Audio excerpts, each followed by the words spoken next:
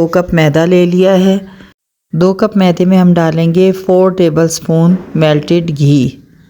नहीं तो ऑयल इस्तेमाल कर सकते हैं, मगर घी बेहतर है। घी डालने के बाद इसको अच्छी तरह हाथों से मैदे में मिक्स करेंगे। अभी हमने पानी इसमें शामिल नहीं करना।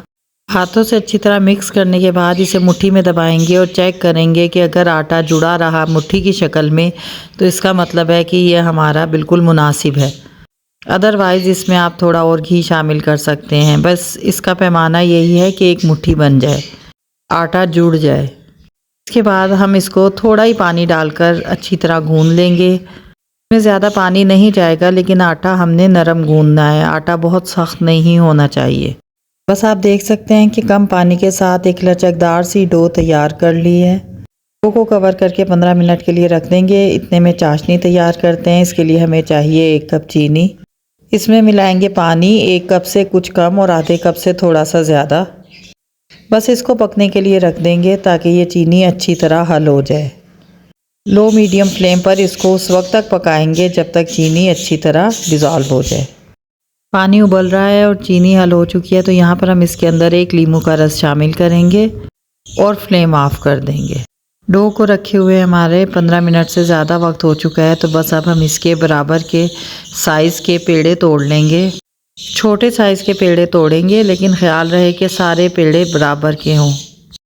तो यहाँ पर हमने सारे पेड़े तैयार कर लिए हैं। ये तकरीबन 12 पेड़े हैं। तो यहाँ पर हम एक एक पेड़े को अच्छी तरह किसी स्लैब पर फैला लेंगे। पहले उंगलियों की मदद से और फिर बेलन की मदद से इसको अच्छी तरह फैला लेंगे। ज़रूरत पड़ने पर आप थोड़ा आटा डस्ट कर सकते हैं कि ये चिपके नहीं। फैलाते वक्त ख्याल रखें कि ना तो ये बहुत मोटा रहे और ना ही बिल्कुल बारीक। तो बस इस तरह एक ही साइज़ के तमाम पेड़ों की रोटियां बनाकर हम साइड पे रख देंगे। अब एक बेली हुई रोटी को लेंगे, इसके ऊपर थोड़ा सा घी लगाएंगे, मैदा अच्छी तरह या आटा अच्छी तरह डस्ट करेंगे और इसके ऊपर एक और रोटी रख देंगे। उसको दोबारा चिकना करेंगे हल्का सा ऑयल लगाकर और इसके ऊपर फिर थोड़ा सा आटा डस्ट कर देंगे। इसी तरह फिर तीसरी रोटी रखी जाएगी, इसके ऊपर हल्का सा घी लगाएंगे और आटा दोबारा डस्ट कर देंगे। इसके बाद चौथी रोटी रखेंगे, इस पर थोड़ा सा आटा डस्ट करेंगे और इसके बाद बेलन की मदद से इन रोटियों को फैला लेंगे। इसीलिए हमने रोटियों को पहले बिल्कुल बारीक नहीं किया था कि जब इस वक्त हम इनके ऊपर बेलन चलाएं तो फिर ये ना हो कि रोटी फट जाए। इन्हें बेलन की मदद से मज़ीद बड़ा करेंगे और आप देखेंगे कि ये सारी रोटियां आपस में अच्छी तरह जुड़ गई हैं। बस अब इसके ऊपर आखिरी लेयर के ऊपर हम ऑयल लगाएंगे, दोबारा मैदा डस्ट करेंगे, उंगलियों के सिरों की मदद से इसको टाइटली रोल कर देंगे। ख्याल रहे कि बहुत एहतियात के साथ रोल करना है कि इसके अंदर एयर ना जाए। एक टाइट रोल की शक्ल देनी है।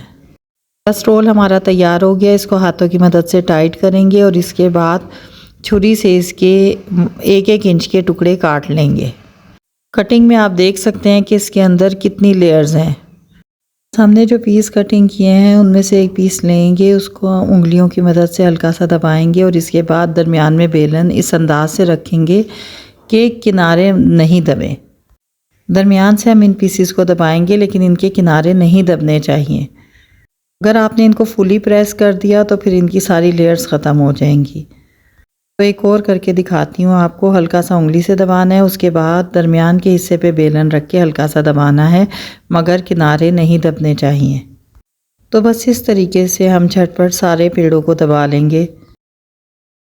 अब यहाँ पर मैं एक और शेप दे रही हूँ। आप चाहे तो ये भी बना सकते हैं कि इसको सीधा रख के ऊपर से उंगली की मदद से अच्छा सा दबाएं और किनारे साइडों से अलग दबा दें, यानी दरमियान में से नीचे की तरफ प्रेस करें, जबकि साइडों से आप लंबाई में इसको प्रेस करेंगे। तो इस तरह आपको जो पसंद आए शक्ल, आप उस शक्ल में इसको दबा सकते हैं, बना सकते हैं। बस ख्याल रहे कि इसकी लेयर्स ख़राब नहीं होनी चाहिए। ऑयल हमने एक कढ़ाई में मीडियम फ्लेम पर गरम कर लिया है। ये बहुत ज़्यादा गरम नहीं है। बस इसके अंदर हम खाजे डालेंगे। बस इतना गरम है कि जब हम इसके अंदर खाजे डालेंगे तो इसके अंदर बबल्स नज़र आएंगे। आंच हम लो मीडियम कर देंगे और सारे खाजे इसके अंदर डालने के बाद हम तकरीबन 7 to 8 मिनट्स इन्हें फ्राई करेंगे। इसलिए कि ये बाहर से तो बहुत जल्दी पक जाएंगे लेकिन अंदर इनकी लेयर्स का पकना ज़रूरी है। तो इसमें तकरीबन हमें 7 से 8 मिनट का वक्त लगेगा और इसके बाद ख्याल रखें कि ये अच्छा सा गोल्डन ब्राउन हो जाए।